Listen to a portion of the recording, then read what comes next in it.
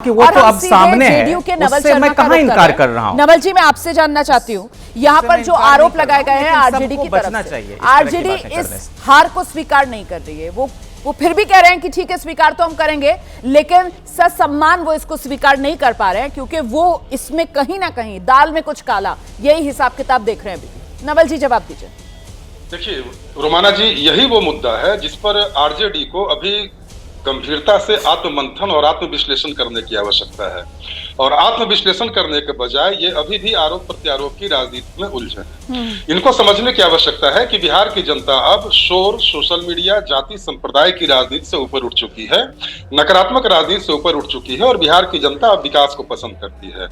महागठबंधन ने भी न जाने कितने सारे वायदे किए, आकाश से तारे तोड़ लाने के वायदे किए, हर घर नौकरी, कई तरह के संभव वादे किए, लेकिन आपके वादे और जनता का जो एक्सपेक्टेशन था, जनता की जो आकांक्षाएं थी, दोनों एक रूप नहीं हो सके।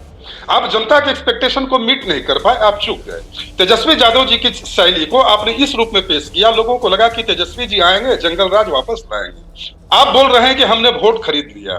अगर वोट खरीद कर ही लोकतंत्र का निर्माण होता तो आज भारत के सारे पूंजीपति लोकतंत्र को हाईजैक कर लिए होते और मुख्यमंत्री और प्रधानमंत्री की कुर्सी पर बैठे होते। हमारे और आप जैसे सामान्य मध्यम वर्ग के व्यक्ति राजनीति नहीं कर रहे होते।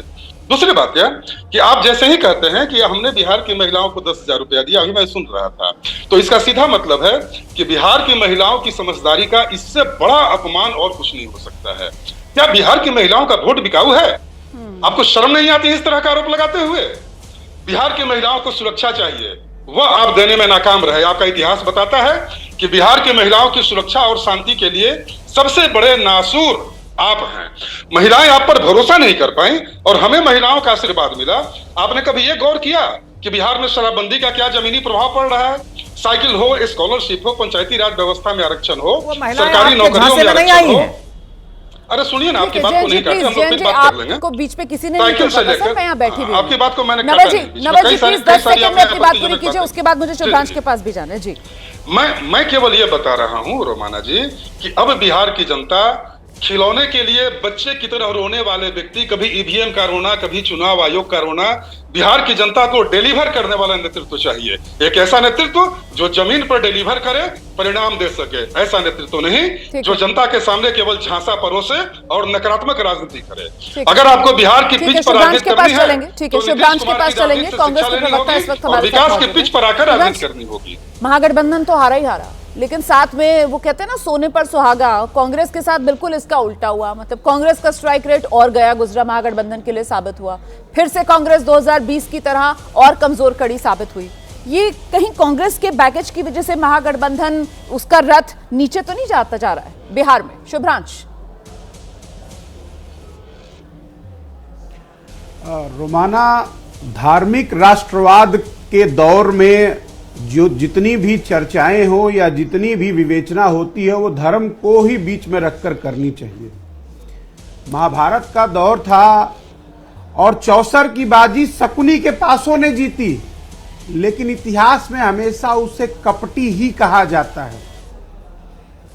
अगर 6 अक्टूबर को मुख्य चुनाव आयुक्त ने अगर ये कहा कि बिहार में वोटरों की संख्या 7,42,00,000 है और 11 नवंबर को मुख्य चुनाव आयुक्त ने जो प्रेस रिलीज किया था, जो नोट रिलीज हुआ था, आपके पास भी और मेरे पास भी है, अगर वो 7,45,36,000 हो जा रहा है, 3.5 लाख वोट बढ़ रहा है, तो इसको हम लोग दीनदयाल खेलकूद गोलवर्कर योजना नहीं मानते, इसको उस धूर्त कपटी शकुनी का चरित्र मानते हैं। अब आपका एक दूसरा सबसे जो इंपॉर्टेंट सवाल था कि मैं आपके माध्यम से सबसे पहले चुनाव आयुक्त को ढेरों बधाइयां देता हूं जो उसने शकुनी चरित्र का निर्वाह किया है। मैं आपके पैकेज में एक चीज को नोट कर रहा हूं, आपने 2 बार जिक्र किया कि 59 सीटें ऐसी हैं जिस पे जीत हार का मार्जिन 30,000 है। मैं आपके साथ सहमत हूं रोमाना, लेकिन 128 सीटें ऐसी हैं जिस पे जीत हार का मार्जिन 109 वोट से लेकर 6,370 वोट के बीच का है।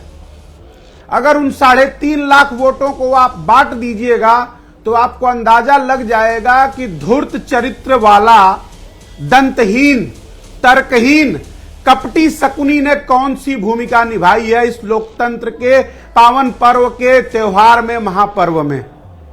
अब आपका दूसरा सवाल था कि हम ताकतवर हो रहे हैं या हम कमजोर हो रहे हैं। सुनिए तो ये तमाम जो आंकड़े दे रहे हैं, मेरी बात सुन लीजिए, तमाम जो आप आंकड़े दे रहे हैं, आपने 128 सीटें यहां पर गिना दी, लेकिन सवाल ये है कि भाई और प्लेयर्स जब हार होती है तो चुनाव आयोग की वजह से हार गए, चुनाव आयोग ने धांधली कर दी, चुनाव आयोग बीजेपी को जिता रहा है, ये पार्टी आ गई ये बी टीम बन गई है उसकी, ये पार्टी आ गई ये उसकी बी टीम बन गई है। मतलब सारी खामियां देश की सबसे पुरानी पार्टी वो अपने गिरेबान में झांकने की बजाय दूसरों में ही निकालती रहती है। आप लोग कोर्स करेक्शन करेंगे कैसे? और मैंने एक 59 का आंकड़ा दिया था जो आपने कोट किया। अब सुनिए एक और आंकड़ा, ये आंकड़ा है 57 का, 57। मुझे नहीं पता आप समझ गए या नहीं, अगर नहीं समझे तो मैं समझाती हूं आपको और एक मिसाल के साथ। एग्जाम्स होते हैं ना, एग्जाम्स के दिनों में कम से कम बच्चे किताब खोलते हैं और पढ़ते हैं, लेकिन यहां हमारे राजनीतिक सिस्टम में एक पार्टी के नेता ऐसे हैं जिन्होंने 57 दिन तक वो चुनावी किताब ही नहीं खोली। मैं बात कर रही हूं राहुल गांधी की। वोटर अधिकार यात्रा निकालते हैं, वोटर अधिकार यात्रा निकालने के बाद कहा जा रहा था कि साहब ये चुनावी माहौल और बिहार चुनाव का बिगुल है जो बजा दिया गया है महागठबंधन की तरफ से। गायब। राहुल गांधी 57 दिन तक बिहार की चुनावी किताब खोलते नहीं है और फिर आप ये उम्मीद करते हैं कि आप पास हो जाएंगे। जनता आपको सिर आंखों पर बिठाएगी, क्यों? मैं अब बोलना शुरू करता हूं रोमाना, आप ध्यान से सुनिए। चूंकि आप एक बहुत अच्छी वकील हैं, अगर आप पत्रकार नहीं होती तो बहुत अच्छी वकील होती, क्योंकि आपको डिफेंड धूर्त कपटी शकुनी के चरित्र को करना पड़ रहा है। हम 57 दिन तक राहुल गांधी नहीं थे। 365 दिन का साल होता है और 57 दिन 1/5वां हिस्सा होता है। इस देश में जिसकी आबादी 150 करोड़ है, 57 दिन राहुल गांधी को क्या परमानेंट जाकर बिहार बैठना था?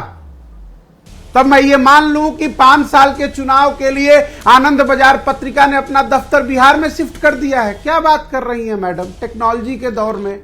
सर मैं ये बात कर रही हूं कि हमारा तो कंटिन्यूअस प्रोसेस है सर वहां पर। देखिए हमारा तो कंटिन्यूअस सर वहां पर कवरेज है। हमारे तो सर रिपोर्टर्स ऑन ग्राउंड है, 1 to 1 ही है, 1 to 1 ही है सर, 1 to 1। हाँ, आपने क्योंकि यहाँ पर सवाल उठा दिया, अब आप आनंद बाजार पत्रिका तक आ गए ना, इसलिए मुझे बीच में टोकना पड़ा। वहां तक मत जाइए ना, आइए। रोमाना जी, चुनाव आयोग तो आए तो हमारे तो स्पेशली दिल्ली से भी कई संवाददाता वहां पर गए। जी जी आइए आइए, हम तो इंतजार कर रहे थे राहुल गांधी भी चले जाएं, हम भी इंटरव्यू कर लें उनका सर। जी जी आइए आइए आइए। रोमाना जी सुनिए तो सही, यस नो का हम जवाब देने के लिए थोड़े बैठे हैं, आप देश को सुनने दीजिए। हम चुनाव हार चुके हैं ना मैडम। बिल्कुल बोलिए। नीतीश कुमार जी चुनाव जीते हैं, अभी आपने बैठकर एनडीए के सहयोगियों को आपने बधाई दी है।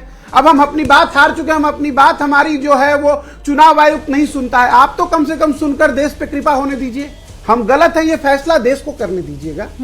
मैंने आपको रोमाना छोटा सा उदाहरण है, सारा तंत्र इसी में है।